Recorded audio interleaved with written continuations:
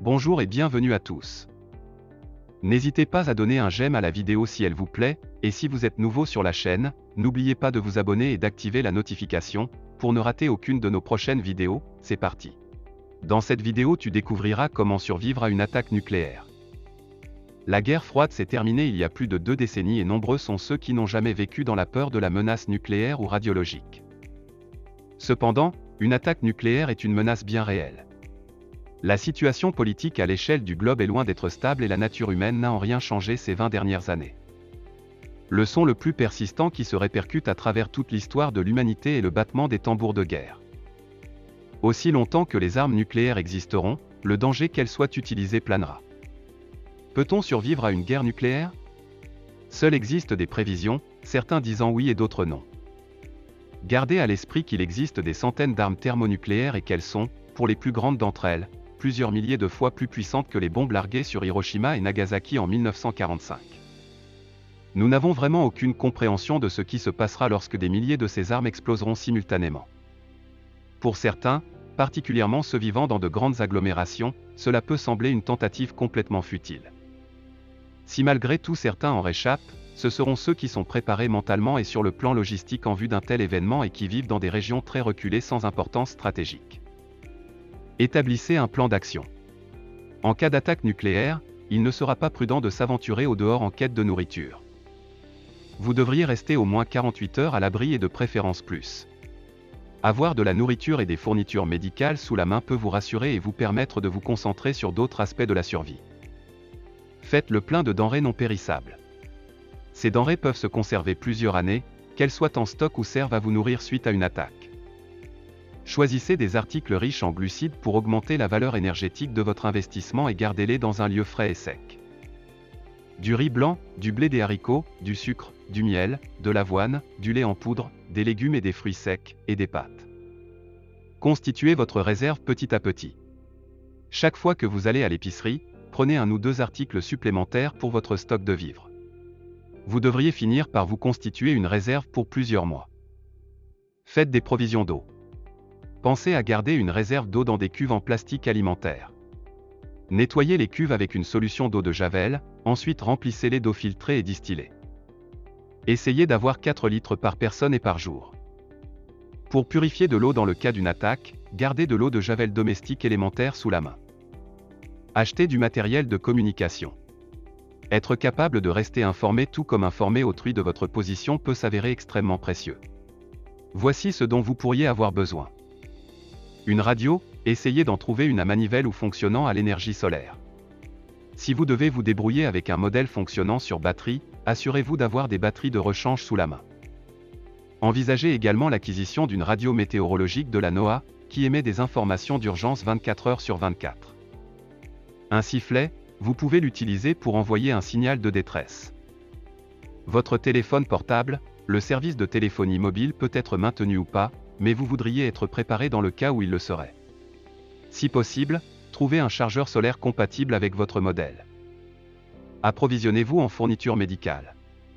Avoir quelques articles médicaux à disposition peut faire la différence entre la vie et la mort si vous êtes blessé lors de l'attaque. Voici ce dont vous aurez besoin. Une trousse de secours de base, vous pouvez les acheter toutes faites ou en constituer une vous-même. Vous aurez besoin de gaz stérile et de bandages, de pommades antibiotiques, de gants en latex, de ciseaux, d'une pince à épiler, d'un thermomètre et d'une couverture.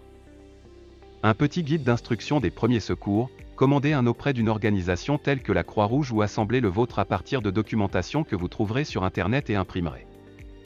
Un petit guide d'instruction des premiers secours, commandez un auprès d'une organisation telle que la Croix-Rouge ou assemblez le vôtre à partir de documentation que vous trouverez sur Internet.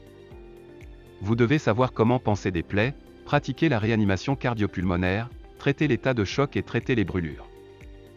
Des médicaments ou du matériel sur ordonnance, si vous prenez quotidiennement un médicament spécifique, veillez à vous constituer une petite réserve d'urgence.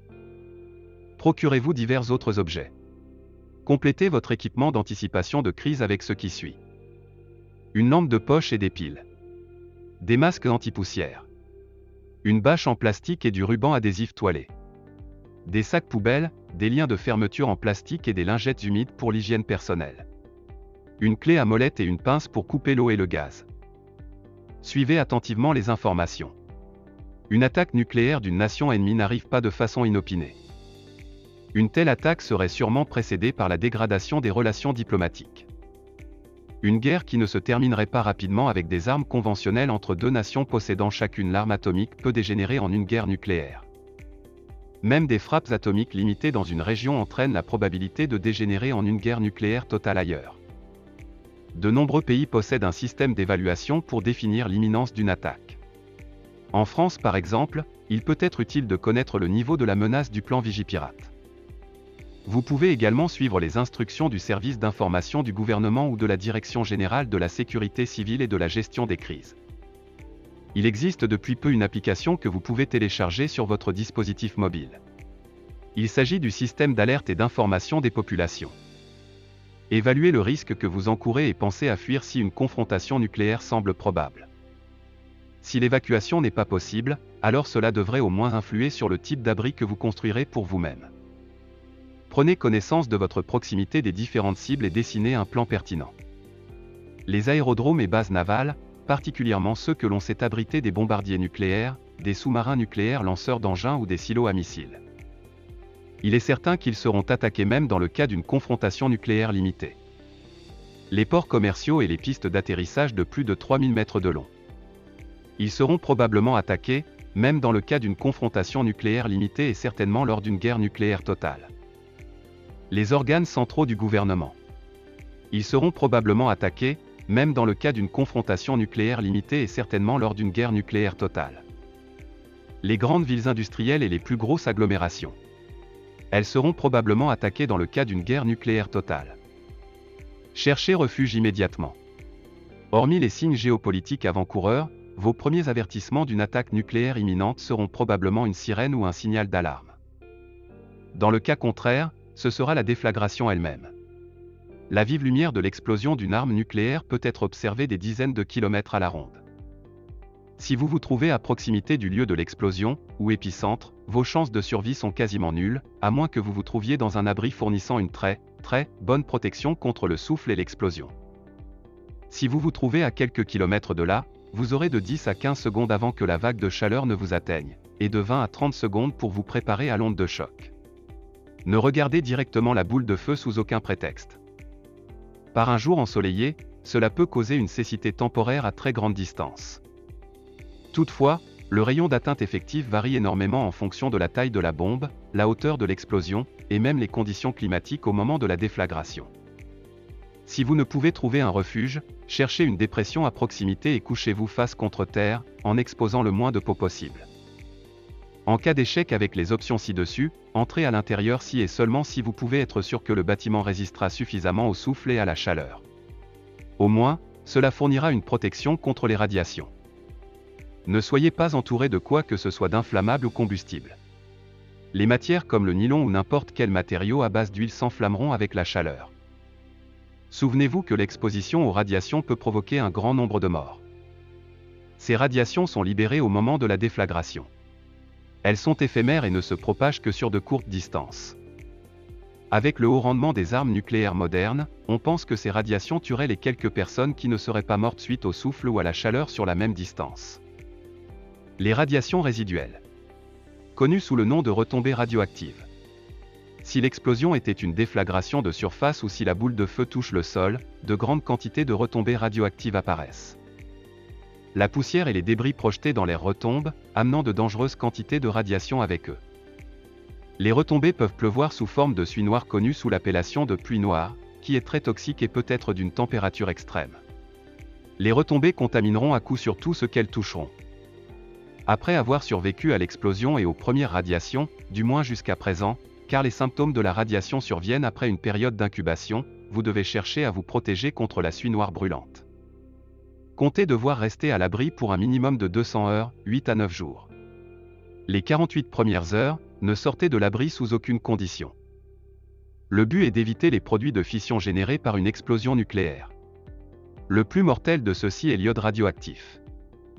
Heureusement, l'iode radioactif a une demi-vie relativement courte de 8 à 9 jours, le temps nécessaire pour décliner naturellement de moitié en des isotopes moins dangereux. N'oubliez pas que même après 8 à 9 jours, il y aura toujours beaucoup d'iode radioactif dans le secteur. Limitez donc votre exposition. Cela peut prendre jusqu'à 90 jours pour que la quantité d'iode radioactive décroisse jusqu'à 0,1% de la quantité initiale. Les autres principaux produits de la fission nucléaire sont le césium et le strontium. Ceux-ci possèdent une vie plus longue. Ils sont aussi très bien absorbés par tout ce qui vit et peuvent rendre des produits alimentaires dangereux pour des décennies. Ces substances peuvent être emportées par le vent sur des milliers de kilomètres.